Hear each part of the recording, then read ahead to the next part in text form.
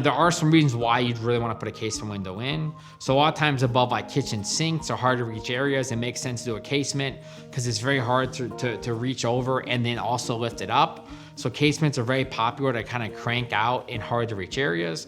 They're also extremely popular on egress. And so we do add a lot of egress windows in homes where people want to add a bedroom or they want to make sure it's safe as a living space for the kids to escape in a fire. And the only way to meet egress in those situations really is with a casement window with max clear hardware for egress. The other thing we see a lot of times, and especially on new builds, if you want to bring things up to code on a remodel where you're also doing, you have to pull permits, is you have to really add a casement window in bedrooms because it's the only way to kind of meet egress. You need a point of escape.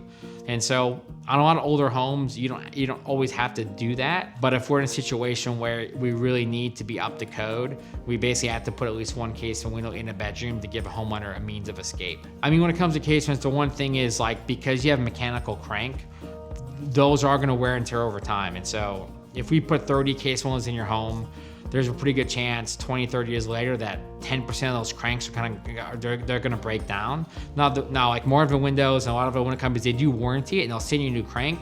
It's just one more thing to deal with the long-term mechanical issues. You might have some maintenance issues for those cranks on a casement window.